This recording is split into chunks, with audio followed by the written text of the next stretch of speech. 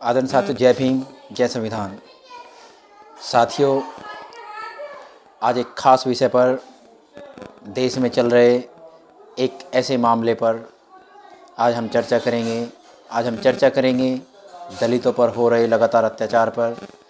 आज हम चर्चा करेंगे सीजीआई पर जूता फेंके जाने के मामले पर। आज हम चर्चा करेंगे रायबरेली में हरिओम नाम के वाल्मीकि समाज को मारा जाने पर। आज हम चर्चा करेंगे वाई पूरन सिंह, जो डीजीपी रैंक के अधिकारी थे, आईपीएस, उनको मरने पर मजबूर किया गया। इस तरीके की आज हम चर्चा करेंगे कि समाज में लगातार किस तरीके से चीज़ें बढ़ रही है, किस तरीके से बहुजन समाज के ऊपर अत्याचार हो रहे हैं, इन सब के पीछे कौन लोग हैं, कौन जिम्मेदार है। हम लोगों को समझना होगा, हमें एक होना होगा, हमें इस साजिश के लिए लड़ाई लड़नी होगी, हमें संघर्ष करना होगा। यदि देश का ये वो तबका है, सीजीआई, यदि मैं बात करूं चीफ जस्टिस ऑफ इंडिया के यदि जज के ऊपर हमला होता है तो उसके बाद क्या बच जाता है, ये सोचने का विषय। गरीब आदमी कहाँ सुरक्षित है। यदि एक आईपीएस अधिकारी, जो पुलिस का सबसे बड़ा अधिकारी होता है, जिससे ऊपर कोई आईएएस आईपीएस से ऊपर कोई नौकरी नहीं होती, जो सरकार को चलाते हैं, शासन प्रशासन को चलाते हैं, एडीजीपी रैंक का एक अधिकारी जो पुलिस विभाग में हरियाणा में दूसरे नंबर पे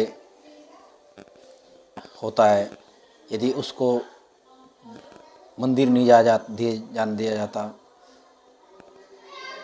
उसको प्रताड़ना दी जाती है, उसके छोटे अधिकारी को उसको इस्तीफा देने को मजबूर किया जाता है, अपने से छोटे अधिकारी को उसको छुट्टी के लिए चीज़ें कहनी पड़ती है, उसके पिताजी बीमार हो जाते हैं, एक आईपीएस अधिकारी जो एक टॉप के लेवल का अधिकारी है, उसको छुट्टी नहीं दी जाती, पिताजी मर जाते हैं लेकिन छुट्टी नहीं मिलती। ये कहीं ना कहीं बहुजन समाज के जो हमारे लोग हैं उनके ऊपर सीधा सीधा अत्याचार है। हम इसकी कड़ी निंदा करते हैं। मैं प्रमोद महरोलिया, एमसीडी पर्यावरण सहायक यूनियन का अध्यक्ष होने के नाते इस प्रकार की चीज़ों का कड़ी निंदा करता हूं और इस घटना का कड़ी निंदा करता हूं। साथियों, हमें इसके ऊपर गहन चिंतन करना होगा। हमें देखना होगा कि ये कौन लोग हैं जो हमारे समाज का शोषण कर रहे हैं। हमें सोचना होगा ये कौन लोग हैं जो हमें कमज़ोर कर रहे हैं। यदि देश के ये टॉप के लेवल के लोग, ये टॉप के लेवल का एक तबका, यदि उनको प्रताड़ित किया जा रहा है तो बाकी गरीब आदमी की तो कहीं फिर कौन ही पूछेगा। ये सब कुछ सोचने का विषय है। सरकार केवल अपने चीज़ों में मस्त है। सरकार को नहीं इस बात से मतलब है कि ये लोग, ये सरकार की भूमिका को तय करते हैं, ये सरकार बनाने और सरकार गिराने को तय करते हैं। ये वही गरीब लोग हैं जो सरकार बनाते हैं। ये वही गरीब लोग हैं जब वोट डलती है तो धूप में लाइन लगा खड़े होते हैं, बरसात में लाइन लगा खड़े होते हैं, सर्दियों में लाइन लगा खड़े होते हैं, आपको वोट करते हैं। ये वही लोग हैं और इन लोगों को अनदेखी करना कहीं ना कहीं ये एक इनके ऊपर कुठाराघात है। ये हम बिल्कुल बर्दाश्त नहीं करेंगे। हम इस चीज़ का कड़ी निंदा करते हैं। साथियों, इस मामले को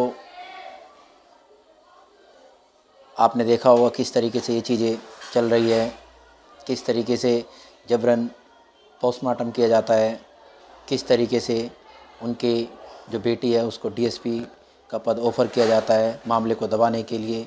ये सब चीज़ कहीं ना कहीं गलत है। जबकि जो वाई पूरन जी थे हमारे आईपीएस अधिकारी, उनकी वाइफ भी आईएएस है। यदि ये लोग जो आईएएस आईपीएस है इनको सुसाइड करने पर मजबूर किया जा रहा है तो कौन सुरक्षित है। इस सब को हमें देखना होगा और इस सब के लिए लड़ाई लड़नी होगी। तो मैं आप सभी से, अपने बहुजन समाज से, अपने लोगों से ये आह्वान करता हूँ कि साथियों एक हो जाओ और इन लोगों को की चाल को समझो, इन लोगों को समझो। ये कौन लोग हैं जो हमें मजबूर करने पर, हमें कमज़ोर करने पर लगे हुए हैं। इस तरीके से हमें एक एक करके तोड़ दे जाएगा और हम कमज़ोर हो जाएंगे।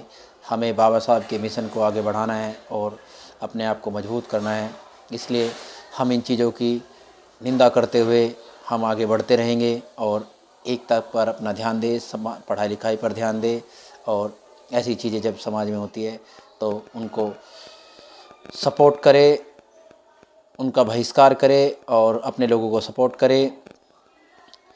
और साथियों, आपको हर किसी से मैं ये भी निवेदन करूँगा कि ये जो बड़ी घटनाएं होती है, ऐसी चीज़ें जो होती है, आप इनका खुलकर विरोध करिए। आप भी आइए, अपने चैनल पे डालिए। यदि आप भी के अंदर सामाजिकता की थोड़ा सा भी भाव है तो अपने चैनल पर आकर के इनका बहिष्कार करो, इनका विरोध करो, ताकि ये चीज़ें आगे ना बढ़ सके। इनको यहीं रोकना होगा और इन पर अंकुश लगाना होगा। Thank you so much. धन्यवाद।